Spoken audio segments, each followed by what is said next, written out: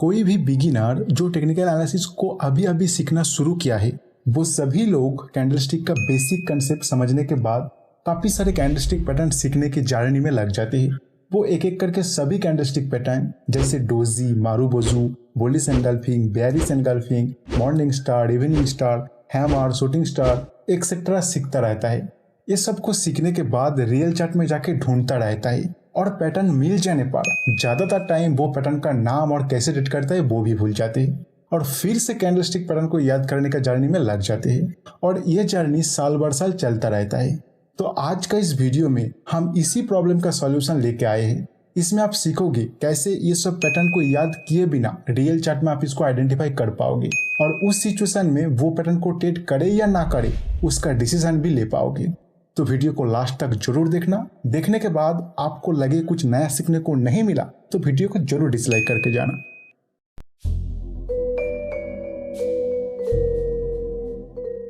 इस कंसेप्ट को समझने के लिए हमें पहले कैंडलस्टिक का बेसिक फॉर्मेशन को थोड़ा देखना है। कोई कैंडल का ओपन नीचे और क्लोज ऊपर है तो उस कैंडल का कलर ग्रीन होता है और जनरली उसको बुलिश कैंडल माना जाता है। सेकेंड, जिस कैंडल का ओपन ऊपर और क्लोज नीचे होता है उसका कलर रेड होता है और जनरली उसको बेयरिश कैंडल माना जाता है। और हाई और लो इस डिस्टेंस को उस कैंडल का रेंज कहा जाता है। इतना बेसिक अगर आपको क्लियर है तो कोई भी कैंडल पैटर्न अगर आपके सामने बन रहा है तो अपने आप को हमेशा आप दो क्वेश्चन पूछोगे। फर्स्ट, उस कैंडल का टोटल रेंज के कंपैरिजन में उसका क्लोज कहाँ पर हो रहा है। सेकेंड, उस कैंडल का साइज अपने प्रीवियस कुछ रिसेंट कैंडल का कंपैरिजन में कैसा है। तो फर्स्ट क्वेश्चन को हम पहले देख लेते हैं। इस क्वेश्चन का आंसर से आप जान पाओगे उस कैंडल में प्राइस को कंट्रोल किसने किया, बायर्स या सेलर्स। जैसे इस कैंडल में आप देख सकते हो प्राइस यहाँ पे ओपन हुआ और थोड़ा नीचे जाने के बाद हाई यहाँ पे बनाया और हाई के थोड़ा ही नीचे ये क्लोज कर गया। तो कैंडल का टोटल रेंज के कंपैरिजन में क्लोज हुआ हाई के नजदीक।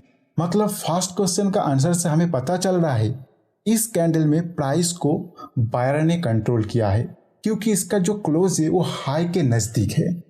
अभी आप ये कैंडल को देखो, हो सकता है ये एक ग्रीन कैंडल मतलब बुलिश कैंडल, लेकिन टोटल रेंज के कंपैरिजन में अगर हम इसको देखें तो हम देख सकते हैं क्लोज हो रहा है टोटल रेंज के लो के आसपास।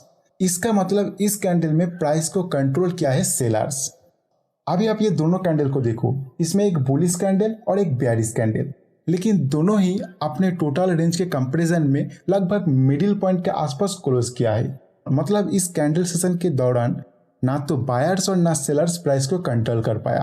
तो यहाँ पे एक इनडिसीजन टाइप का प्राइस एक्शन हुआ है।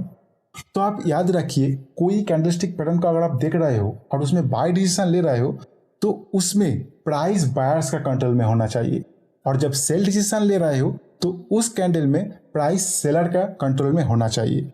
और जहां पर इनडिसीजन है मतलब प्राइस ना तो बायर्स के कंट्रोल में है और ना तो सेलर्स का कंट्रोल में, वहां पर कोई ट्रेड एंट्री नहीं बनता है। अभी आप कहोगे तो सिंगल कैंडलस्टिक पैटर्न था जिसका प्राइस एक्शन देख के रेंज निकल के हम बता सकते हैं कौन प्राइस को कंट्रोल कर रहा है, लेकिन 2-3 या उससे ज्यादा कैंडलस्टिक लेके जो पैटर्न बनता है उसमें क्या होगा। तो देखिए, जब भी आप प्राइस एक्शन को देख के कैंडलस्टिक के हेल्प से प्राइस का कंट्रोल किसके हाथ है ये समझने की कोशिश करते हैं तो आपको सभी कैंडलस्टिक पैटर्न को भूल जाना है एंड लेटेस्ट कैंडल एंड कुछ रिसेंट कैंडल का बिहेवियर को देखना है। जैसे ये एक कैंडल है जो सीधा सीधा दिखाई दे रहा है, इसका क्लोज अपने टोटल रेंज के हाई के पास, मतलब बायर्स इसमें कंट्रोल में है। लेकिन इसमें प्रीवियस से 3 नंबर कैंडल को देख के आपको लग रहा है इसमें तो जम के सेलिंग आया था और प्राइस को पूरी तरह सेलर्स ने कंट्रोल किए थे। तो क्या प्राइस अभी पूरी तरह बायर्स के कंट्रोल में आ पाया या अभी भी सेलर्स के कंट्रोल में ही है। तो इसको देखने के लिए आपको ये तीनों कैंडल का प्राइस एक्शन को एक साथ देखना है, एक कैंडल के हिसाब से इसको देखना है। मतलब इसको एक साथ कंबाइन करना होगा और उसका प्राइस एक्शन से आपको इंटरप्रिटेशन निकालना होगा। तो अभी ये तीनों का लो हो रहा है, ये पॉइंट हाई हो रहा है, ये पॉइंट ओपन हो रहा है यहाँ पे और क्लोज हो रहा है यहाँ पे। तो अभी आपके सामने एक नया कैंडल बन के आ गया। अभी इस नया कैंडल के रेंज के हिसाब से क्लोज है रेंज के हाई के आसपास। तो आप बता सकते हो ये तीनों कैंडल के प्राइस एक्शन में प्राइस को लास्ट तक बायर्स ने ही कंट्रोल कर लिया। अभी आप एक पॉइंट यहाँ पे ध्यान दीजिए, ये जो तीनों कैंडल है इसको एक साथ मॉर्निंग स्टार कैंडलस्टिक पैटर्न कहा जाता है, जो एक बुलिश सिग्नल को जनरेट करता है। लेकिन इस मेथड से आप इसका नाम जाने बिना ही प्राइस क्या कहना चाह रहा है इसका इंटरप्रिटेशन निकाल लिया है। दूसरा एक एग्जाम्पल में देखिए, आप ट्रेंड के दौरान एक स्ट्रॉन्ग बुलिश कैंडल बनता है जिसका प्राइस कंप्लीटली बायर्स का कंट्रोल में है। आप अगर याद कर पा रहे हो तो इसको बुलिश मारुबुजु कैंडलस्टिक पैटर्न कहते हैं, लेकिन हमें नाम से कोई लेना देना नहीं है। आप अभी इस कैंडल को देख के सोच रहे हो अगर नेक्स्ट कैंडल बुलिश कैंडल बने तो हम इसमें बाय करेंगे, और आगे जाके नेक्स्ट कैंडल एक छोटा सा बुलिश कैंडल बनता है, तो इस सिचुएशन में आपको तुरंत बाय नहीं करना है, आपको ये दोनों को कंबाइन करके देखना है। तो इसका लो बन रहा है यहाँ पे, हाई यहाँ पे, ओपन यहाँ पे और क्लोज यहाँ। तो इस नया कैंडल का रेंज और क्लोज के हिसाब से आपको सीधा सीधा दिखाई दे रहा है इस दौरान प्राइस को सेलर कंट्रोल कर लिया। तो इस सिचुएशन में यहाँ पे कोई बाय ट्रेड नहीं बनता है। फिलहाल का प्राइस एक्शन को इस तरह स्टडी करने के बाद लग रहा है प्राइस यहाँ से रिवर्स हो जाने का चांस बहुत ज़्यादा है। अभी ये दोनों कैंडल मिल के कौन सा पैटर्न बन रहा है मुझे नहीं पता, और इसको याद करने का जरूरत भी नहीं है।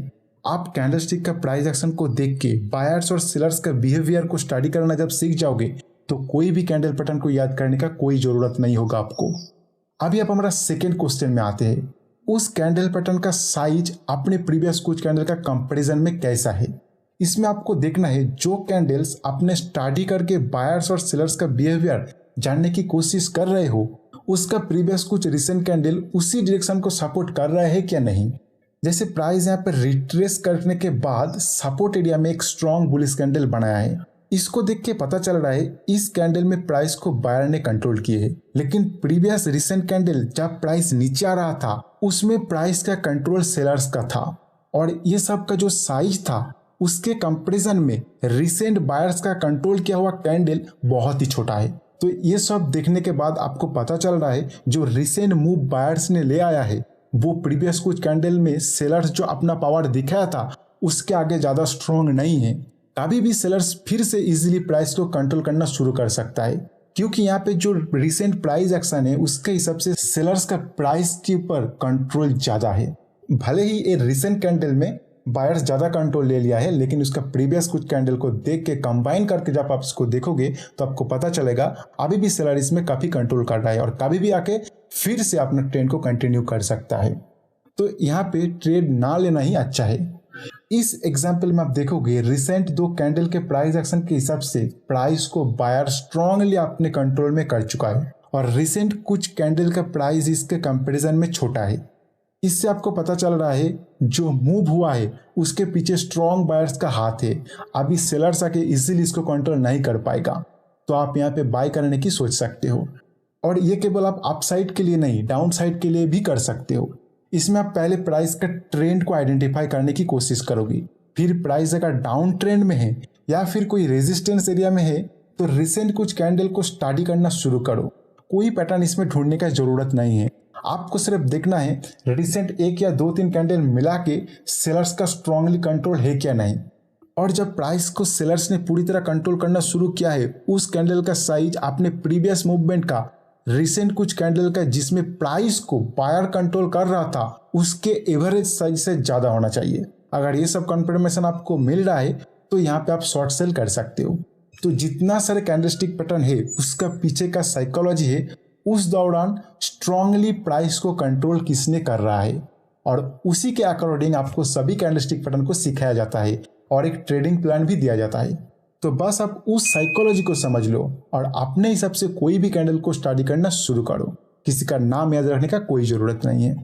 और आज का वीडियो यहीं पे मैं समाप्त करूंगा। कुछ सीखने को ना मिला तो डिसलाइक कर देना, लेकिन अगर कुछ सीखने को मिला तो प्लीज़ एक लाइक करके हमें कमेंट सेक्शन में ज़रूर बताना वीडियो कैसे लगा।